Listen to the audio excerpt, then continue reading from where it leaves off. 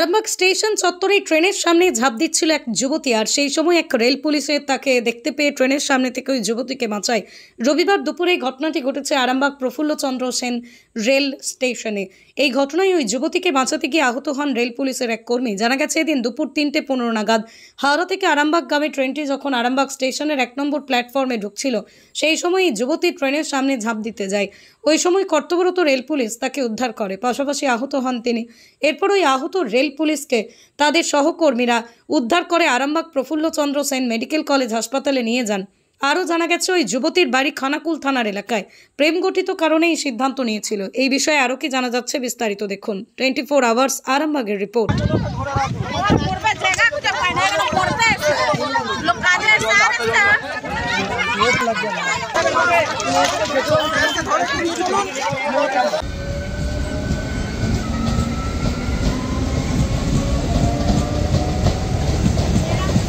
বলতে একটা মেয়ে ওখানে মাস্ক পরে সুসাইড করতে এসেছিল, বাড়িতে নাকি অশান্তি হয়েছিল, অশান্তি হওয়ার কারণে এখানে ট্রেনেতে সুসাইড করতে এসেছিলো। আর পিএফ ওটা দেখে ট্রেন থেকে ঝাঁপ মেরে মেয়েটাকে বাঁচায়।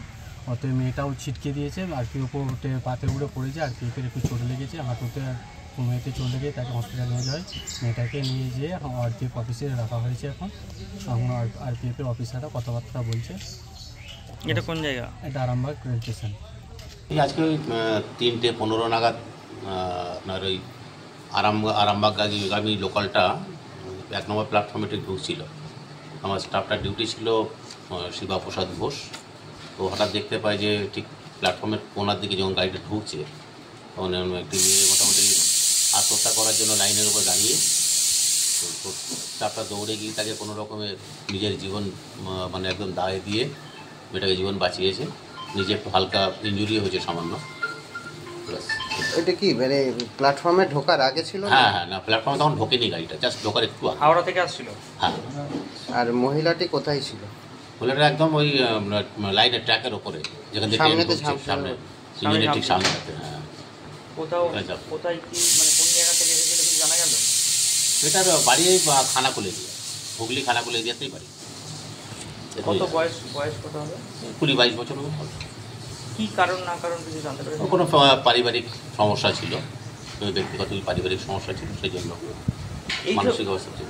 সন্তানের পরে মন বসছে না, প্রচুর পরিশ্রম করেও আপনি আশানুরূপ পারিশ্রমিক পাচ্ছেন না, যার ফলে আর্থিক সংকট আপনার জীবনে দুঃখ এবং চাপের ছায়া ফেলেছে।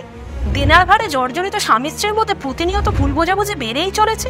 নতুন বাড়ি কিনেছেন, কিন্তু সেই স্বপ্নের বাড়িটা যেন আরও দুর্ভোগ নিয়ে এসছে আপনার জীবনে। আপনি ভাবছেন সস্তায় পাওয়া বাড়িটা নেওয়াটাই কি সঠিক সিদ্ধান্ত ছিল? এমনই সব দ্বিধাদ্বন্দ্ব এবং জীবনের কঠিন মুহূর্তে আপনাকে সঠিক পথে পরিচালিত করবেন আন্তর্জাতিক খ্যাতিসম্পন্ন স্বর্ণপদক ও স্বর্ণ মুকুটপ্রাপ্ত ডক্টর অজয় শাস্ত্রী। তিনি শুধু আপনাকে পথই দেখাবেন না, আপনার জীবনে সত্যিকারের সুখ, শান্তি, ঐশ্বর্য, অর্থ যেন সঠিক সময় আপনার কাছে পৌঁছে দেয়, সেই দায়িত্বও নেবেন। তাঁর অভিজ্ঞতা এবং জ্ঞানের আলোতে আপনার জীবন হয়ে উঠতে পারে নিরুদ্বেগ ও সমৃদ্ধির পথে ধাবমান। তাই আর দেরি নয়, স্ক্রিনে দেওয়া নাম্বারে এখনই ফোন করে ডক্টর অজয় শাস্ত্রীর সাথে যোগাযোগ করুন। কে জানেন, হয়তো একটিমাত্র ফোনই আপনার জীবনকে বদলে দিতে পারে।